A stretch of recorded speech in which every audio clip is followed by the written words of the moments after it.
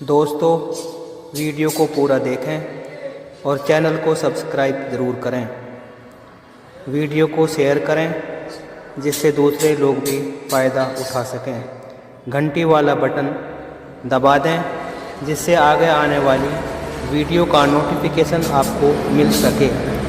Comment section میں اپنے comments ضرور ڈالیں جس کا میں ضرور جواب دوں گا۔ وہ بیان کرتے ہیں کہ میں اللہ کے نبی صلی اللہ علیہ وسلم کے پاس بیٹھا ہوا تھا، میں اللہ کے نبی صلی اللہ علیہ وسلم کے پاس بیٹھا ہوا تھا کہ اتنے میں ایک آدمی آیا اور اس نے اللہ کے نبی صلی اللہ علیہ وسلم سے فرمایا کہ اے اللہ کے نبی، اے اللہ کے رسول، حالات بڑے نازک میں ہیں، کسی کو کوئی محفوظ نہیں ہے، عزت سلامت نہیں ہے، مال و دولت لوٹ لیا جاتا ہے۔ آپ نے کہا بیٹھو۔ تھوڑی دیر میں ایک اور آدمی آتا ہے، اس نے کہا اللہ کے نبی، اگر کوئی شخص اپنا مال اگر نہ دیں چوروں کو، ان لٹیروں کو، تو وہ اس کا مرڈر کر دیتے ہیں، قتل کر دیتے ہیں۔ اللہ کے نبی صلی اللہ علیہ وسلم نے کہا بیٹھو۔ وہ ادھر بھی بیٹھ گئے۔ پھر حضرت عدی بن حاتم کہتے ہیں کہ اللہ کے نبی صلی اللہ علیہ وسلم نے مجھے مخاطب کر کے، مجھ سے مخاطب ہو کر فرمایا اے عدی، اے عدی، اگر اللہ نے تمہیں میرے بعد لمبی زندگی دی، اگر اللہ نے تمہیں میرے بعد لمبی زندگی دی، یعنی ہو سکتا ہے میں اس دنیا میں نہ رہوں، میرے بعد اگر اللہ نے تمہیں لمبی زندگی دی تو تم دیکھو گے ایک عورت اکیلے ملک شام کے ایک شہر حیرہ سے چلے گی۔ ملک شام کا ایک شہر ہے حیرہ، اس حیرہ کی بستی سے ایک عورت اکیلے چلے گی، ملک شام سے اپنی سواری پر بیٹھے گی، 2-4 دن اور رات کا سفر کرے گی، وہ عرب کی سرحد میں داخل ہوگی، مکی کے بارڈر میں داخل ہوگی، وہ خانہ کعبہ تک آئے گی، خانہ کعبہ کا طواف کرے گی، خانہ کعبہ کا طواف کرے گی، صفا مروہ کی سعی کرے گی، پھر اپنی سواری پر بیٹھ کر وہ ملک شام واپس چلی جائے گی۔ اس عورت کی عزت و آبرو کو کوئی لوٹنے والا نہیں ہوگا، اس کی عزت و ناموس پر کوئی حملہ کرنے والا نہیں ہوگا۔ اے عدی، میرے بعد اگر اللہ نے تمہیں لمبی زندگی دی تو تم دیکھو گے ایک عورت شام سے اکیلے آئے گی، خانہ کعبہ میں طواف کرے گی، سعی کرے گی، پھر اپنی سواری پر واپس چلی جائے گی۔ حضرت عدی کہتے ہیں جب اللہ کے نبی صلی اللہ علیہ وسلم یہ منظر بیان کر رہے تھے تو میرے دل میں یہ خیال اٹھ رہا تھا، دل میں، کہ اللہ کے نبی کو کیا ہو گیا ہے، یہ اللہ کے رسول کیسی باتیں کر رہے ہیں۔ اتنے گندے اور اتنے برے ماحول میں ایک عورت اکیلے آئے گی اور وہ بھی ملک شام سے حیرہ سے، اور خانہ کعبہ کا طواف کرے گی اور پھر طواف کر کے اکیلے چلی جائے گی، نہ اس کی سواری کو کوئی لوٹے گا، نہ اس کے سونے اور چاندی کو کوئی لوٹے گا، نہ اس کا سامان کوئی لوٹے گا، اور نہ ہی اس کی عزت و ناموس پر حملہ ہوگا۔ یہ کیسے ہو سکتا ہے؟ اللہ کے نبی صلی اللہ علیہ وسلم جب یہ فرما رہے تھے کہ ابھی تم دیکھو گے تو اس وقت میں ایک عورت کو نہیں چھوڑیں گے، اس کا مال محفوظ رہے گا، اس کا سونا چاندی، ایسا کیسے ہو سکتا ہے؟ فَأَيْنَ دُعَارُ طَيِّ الَّذِينَ قَدْ سَعَرُوا الْبِلَادِ، جنہوں نے پوری بستی میں آج سے 15-20 سال پہلے کا ہمارے یہاں کا ریکارڈ دیکھیے گا، کعبہ کا 12-15 کلومیٹر کی دوری پر چمبل گھاٹی ہے، یہ مولانا ہارون صاحب جا چکے ہیں وہاں، 12-13 کلومیٹر سے زیادہ نہیں، اور مغرب کی اذان کے بعد کوئی جاتا نہیں تھا کہ نہیں اس راستے سے نہیں گزریں گے، اس چمبل کے ڈاکو ہمیں لوٹ لیں گے، ہماری بائک لوٹ لیں گے، ہماری گاڑی لوٹ لیں گے، ہمارا پیسہ لوٹ لیں گے۔ مغرب کے بعد وہاں سے کوئی گزرتا نہیں تھا، یہ آتنک تھا چمبل کے ڈاکوؤں کا، اسی طریقے کا آتنک تھا بنو طے کا، قبیلہ طے کے چوروں کا، اوباشوں کا، گنڈوں کا۔ وہی عدی بن حاتم نے خدشہ ظاہر کیا اور دل میں سوچا اللہ کے نبی کہہ رہے ہیں کہ عورت اکیلے آئے گی اور طواف کرے گی اور چلی جائے گی، اور اتنا سکون ہوگا عرب کے اندر کہ اس عورت کو کوئی چھوڑنے والا نہیں ہوگا، اس کا مال کوئی لوٹنے والا نہیں ہوگا۔ کہتے ہیں اللہ کے نبی کہہ رہے تھے تو میرے دل میں یہ خیال اٹھ رہا تھا، یہ बनु तय के गुंडे, ये चोर, ये लफंगे कहाँ चले जाएंगे, ये कहाँ छिप जाएंगे, कौन से बिलों में चले जाएंगे, जिनसे कोई बचा नहीं है, जिन्होंने पूरे मुल्क के अंदर फसाद बर्पा कर दिया। लेकिन मैंने कुछ कहा नहीं, मैंने कुछ कहा नहीं, सुनता रहा। लेकिन सोचने लगा कि ऐसा कैसे हो सकता है। अल्लाह के नबी ने फिर दूसरी बात अर्ज की, आए आदि, अगर मेरे बाद अल्लाह ने तुम्हें लंबी जिंदगी दी तो तुम एक और चीज देखोगे। तुम देखोगे कि किसरा के खजाने फतह होकर हमारे हाथ में आ जाएंगे। हमसे मुराद हमारे सहाबा के। आए आदि, तुम देखोगे कि किसरा के खजाने फतह होकर हमारे पास आ जाएंगे, हम उनके मालिक होंगे। अदी इब्न हातिम मुस्कुराने लगे और मुस्कुराकर कहने लगे, अल्लाह के रसूल, आए अल्लाह के नबी, कौन से किसरा की बात कर रहे हैं? किस किसरा की बात कर रहे हैं? किसरा इब्न हुर्मुज की? क्या आप ये बात किसरा इब्न हुर्मुज के बारे में कह रहे हैं? ईरान के बादशाह के बारे में कह रहे हैं? अल्लाह के नबी ने फरमाया, हाँ, ईरान के बादशाह के बारे में, मैं उसी किसरा इब्न हुर्मुज के बारे में कह रहा हूं। सुपर पावर था उस वक्त का, उस जमाने का सुपर पावर, जैसे आज के जमाने का इस दुनिया का सुपर पावर अमेरिका अपने आप को समझता है। इसी तरीके में उस दौर का सुपर पावर ईरान का बादशाह किसरा अपने आप को समझता था, और बड़ी बड़ी ताकतें उससे टकरा कर पाश पाश और टुकड़े टुकड़े हो जाया करती थी, कोई उसका मुकाबला नहीं करता था। अल्लाह के नबी सल्लल्लाहु अलैहि वसल्लम ने फरमाया, आए आदि, मेरे बाद अगर अल्लाह ने तुम्हें लंबी जिंदगी दी तो तुम देखोगे कि किसरा इब्न हुर्मुज के खजाने फतह होकर हमारे पास आ जाएंगे। आज के इस दौर में कोई अगर आपसे ये कहे कि जर्जीस की बात लिख लो कि मेरे इंतकाल के बाद अगर तुम्हारी उम्र लंबी हुई तो अमेरिका तुम्हारे कदमों पे झुक जाएगा, तो आप क्या कहेंगे? अरे ये मौलवी पागल हो गया है, इसको आप इंशाअल्लाह कहते रहिए और यूट्यूब पे चला के फजर की नमाज छोड़ते रहिए बस। तो मेरे भाइयों, जरा तसव्वुर और इंशाअल्लाह कहने से उम्मीद लगाइए कि हमें बहुत कुछ मिल जाएगा और सब कुछ ऐसा हो जाएगा। जो कौम अपने बिस्तर पर अस्सलातु खैरुम मिनन नौम की आवाज सुनकर अपना लिहाज न छोड़ सके और अपना एसी न छोड़ सके और अपना पंखा न छोड़ सके और अपना बिस्तर न छोड़ सके, वो अमेरिका को अपने घुटनों पर टिकाने का ख्वाब देख रहा है। बीच में बोलोगे तो सुनना पड़ेगा, और ये कलेजा भी मजबूत रखिएगा। फिर 5 महीने बहुत मजबूत होकर निकले हैं। तो मेरे भाइयों, जरा तसव्वुर कीजिए, क्या कहा था अल्लाह के नबी सल्लल्लाहु अलैहि वसल्लम ने कि हाँ, उसी किसरा इब्न हुर्मुज की बात मैं कर रहा हूं। वो जो देखा हजरत आदी इब्न हातिम ने कहा, वही किसरा इब्न हुर्मुज जिससे बड़ी बड़ी ताकतें पाश पाश हो जाती है, टकरा कर चूर चूर हो जाती है, जिनका कोई कुछ नहीं कर पाता। आपने कहा उसी की बात कर रहा हूं। कहा है ये कैसे हो सकता है?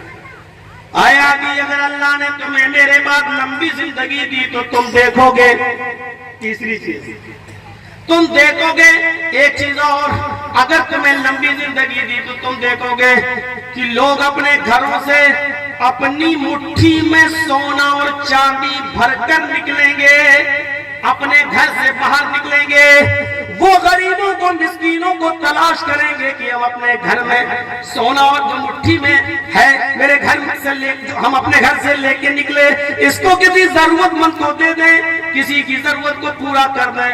वो अपने घर से सोना चांदी मुट्ठी में लेकर निकलेंगे, सुबह से शाम हो जाएगी, वो जरूरतमंद तलाश करते रहेंगे, लेकिन कोई जरूरतमंद नहीं मिलेगा उनको, और वो मुट्ठी बंद करके ही वापस आ जाएंगे, यानी उनकी मुट्ठी का वो सोना वो चांदी कोई लेने वाला नहीं होगा। हजरत आदी इब्न हातिम ने लोगों से कहा, आए लोगों, अल्लाह के नबी ने मुझे मुखातब करके 3 बातें बताई थी, 3 बातें बताई थी।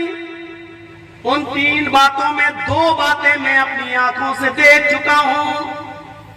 आए लोगों, उन 3 बातों में 2 बातें मैं अपनी आंखों से देख चुका हूं जो सच हो चुकी हैं।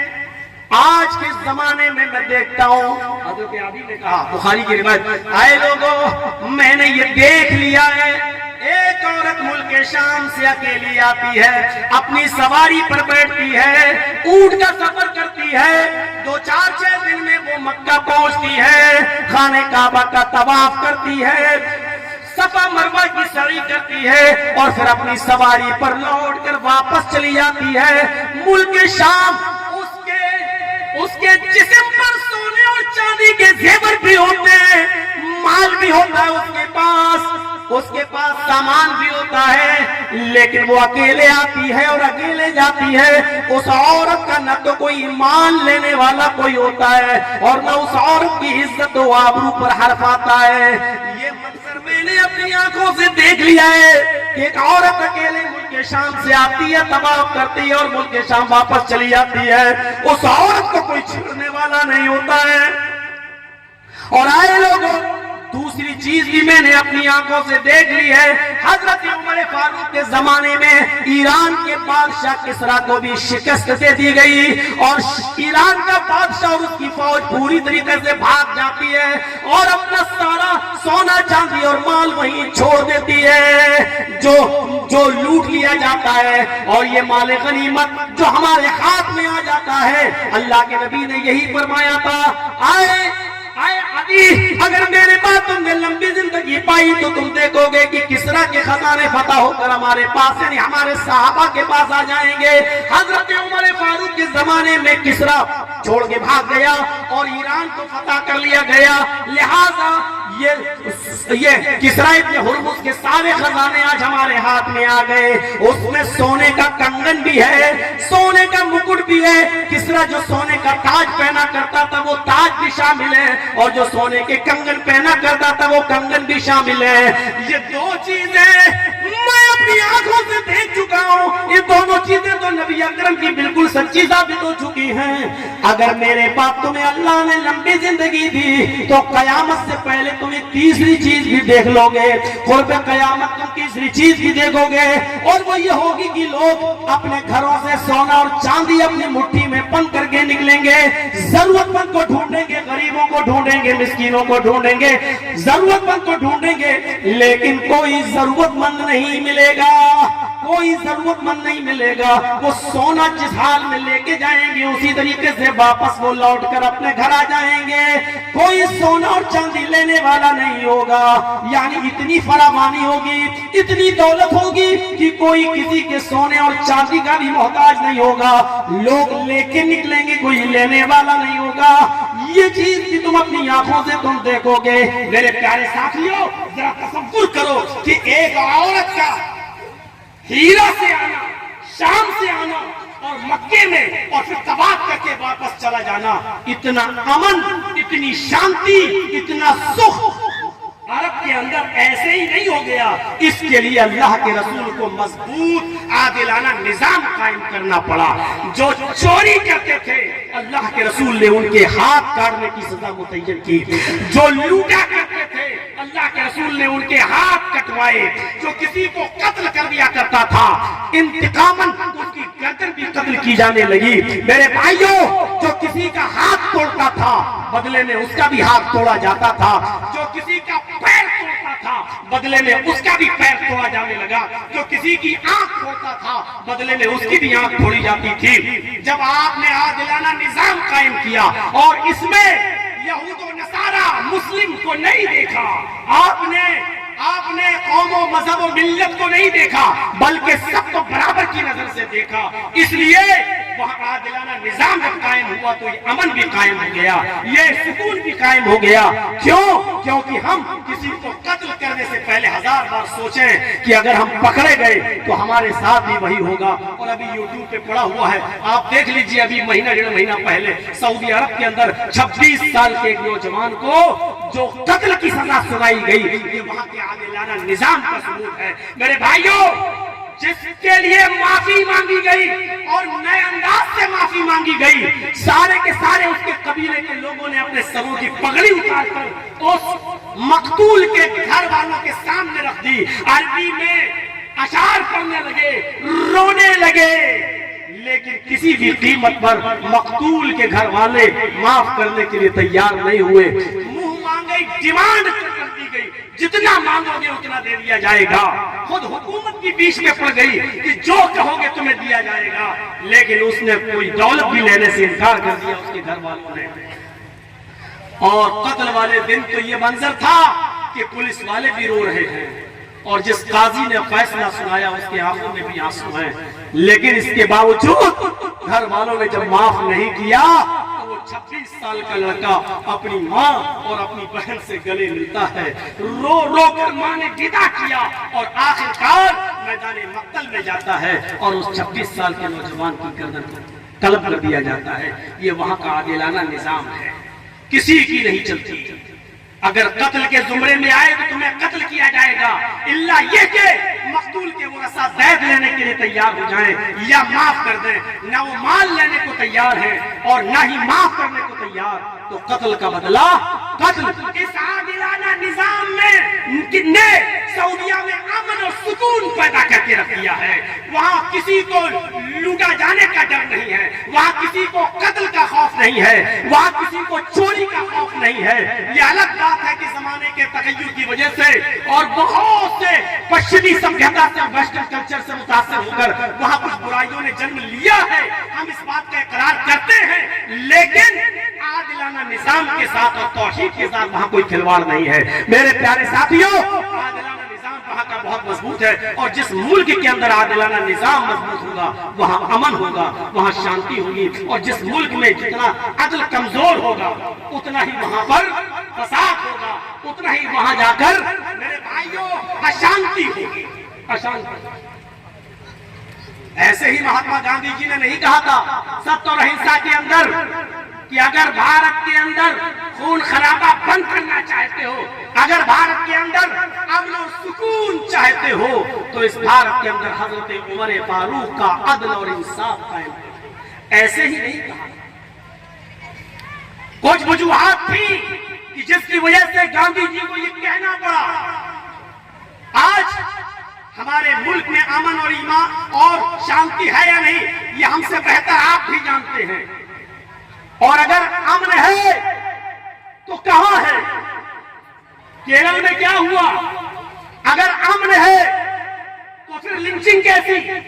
اگر امن ہے تو پھر ایک مخصوص مذہب کے ماننے والے اور ایک مخصوص طبقے پر پھر ظلم و زیادتی کے پہاڑ کیوں توڑے جاتے ہیں؟ اگر امن ہے تو چاروں طرف امن کیوں نہیں ہے؟ اور اگر امن نہیں ہے تو اس کا مطلب یہ ہے کہ یہ آپ کو فیصلہ کرنا ہوگا, یہ آپ کو تسلیم کرنا ہوگا. ہمارے ملک میں اگر امن نہیں ہے تو اس کا مطلب یہ ہے کہ ہمارے ساتھ عدل اور انصاف نہیں ہے. عادلانہ نظام جتنا مضبوط ہوگا امن اتنا ہی مضبوط ہوگا. حضرت علی رضی اللہ تعالیٰ عنہ کے پاس ایک یہودی آتا ہے اور ان کے کان میں کچھ کہتا ہے. حضرت